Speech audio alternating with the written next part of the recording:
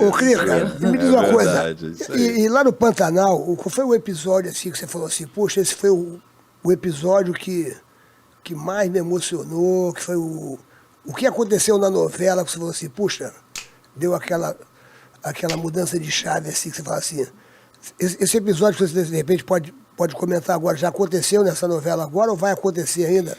Um momento de uma transformação na novela, assim, que você fala, puxa, como que diz, a Odete Hoffmann que matou... Reutemann matou, foi no dia que... foi morta. Não, estou dizendo, qual foi no Pantanal o episódio que você fala assim, a mudança do bagulho? Cara, a mudança do bagulho eu acho que não rolou, mas assim, teve cenas que eu achei muito legal.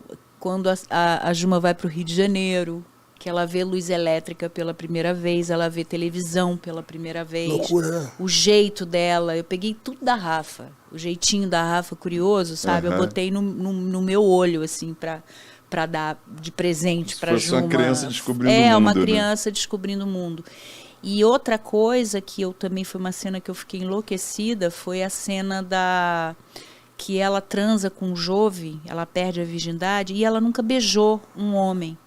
Então, ali teve alguma coisa entre mim e o Marquinhos, que eu não sei o que foi, que deu tão certo, que a cena eu assisto hoje, 32 anos depois, e eu me emociono. Porque eu falo ela, tá vendo? Não sou eu. Mas não é nem questão de juventude, de nada disso, não. As minhas personagens, depois de 4 anos, mais ou menos, 4, 5, elas tomam identidade própria. Eu já não me vejo ali, eu vejo a personagem. E ali, ela pedindo para ele ficar, porque ele ia embora, e ela fala, fica, fica, fica. E aí o primeiro beijo, e eu beijava ele meio de olho aberto, não sabia botar a língua e tal. Tudo isso foi uma coisa que eu fui criando na hora, então foi linda a cena.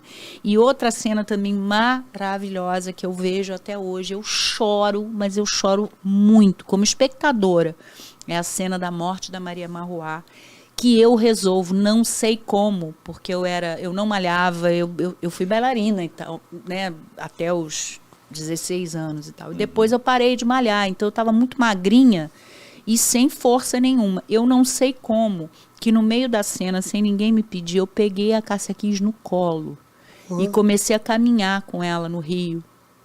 E ainda consegui colocar ela no rio, assim, tipo, eu ajoelhei, botei ela no meu colo e segurei ela como se fosse um neném. E passava a mão, assim, cara. E isso tudo foi... A Juma me dava coisas na hora que eu ia criando e os diretores iam gostando, entendeu? Então, essa cena, quando eu assisto... Eu fui para... uns 4, 5 meses atrás, eu fui lá para o Espírito Santo. E eu estava lá na casa de um casal de amigos meus, e meu marido já tinha ido dormir, e eles tinham aquela televisão de 850 mil polegadas, parece um cinema. E aí ele falou assim, poxa, vamos ver a morte da Maria Marruá? Eu falei, vamos. E aí ele botou a cena, juro, eu tive uma crise de choro, de soluçar. Que loucura. Com essa cena. Porque veio tudo na minha cabeça. Assim, veio a lembrança do momento, veio a emoção que eu senti na hora, veio a emoção da Crica assistindo uma novela como espectadora, veio tudo, a saudade daquele, sabe, se me perguntassem, se você voltasse no tempo, você ia para onde? Eu ia para o Pantanal, eu ia viver aquilo de novo. Eu falei isso recentemente com o Paulo Gorgura. Eu falei, Paulo, que pena que a gente não pode voltar àquele momento. A gente fez uma consultoria para a Globo, tipo uma ação interna, que era eu, ele, Marquinhos Palmeira e o Sáter. E os outros atores da atual novela. Isso já há um tempo, antes da novela começar a gravar. Legal isso aí. E aí, a gente conversando, no final das contas era eu e Paulo aos prantos.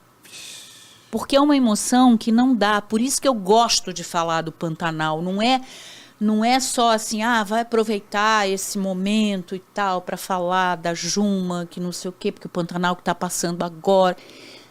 Cara, a beleza que envolveu aquele projeto foi tão grande e ainda é, que você vê que a gente fala, e não fui só eu, não. Todos os atores, quando falam do Pantanal, é muito especial. É lugar mágico, né? Virou um lugar mágico. E ainda é, né? Foi feito como cinema, né? Foi feito como cinema. Foi. O tempo da novela. Não, tinha tudo aquilo. E as pessoas, na época, eu acho que aceitaram muito bem. Talvez hoje, com esse excesso de ansiedade que as pessoas têm. Tudo é rápido, né? Tudo é rápido, tudo é imediato e tal. As pessoas talvez não tenham muito saco. E eu acho que sendo assim também na Globo, tá bonito. Tá, mas tá menos do que, né? Porque os talk shots lá que eles faziam, aéreo e tal, demorava horas, o tuiuiu. Voando, aí vinha exatamente. E tal, e não sei o que. E era uma novela que passava 10 da noite, né? Em nenhum momento você surtou, alguém surtou lá, porque essas gravações assim, em lugares muito longe, ninguém deu aquela surtada. Por isso é que foi aquilo.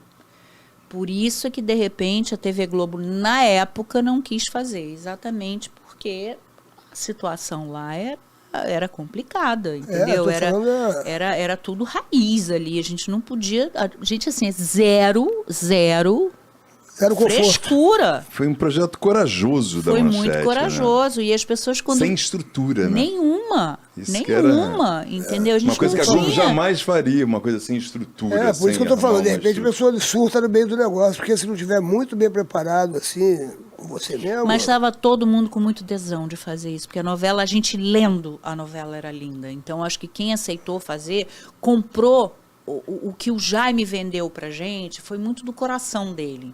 E eu acho que quem era de coração e quem foi escolhido pelo universo, seja o que for, para fazer, fez e fez sucesso.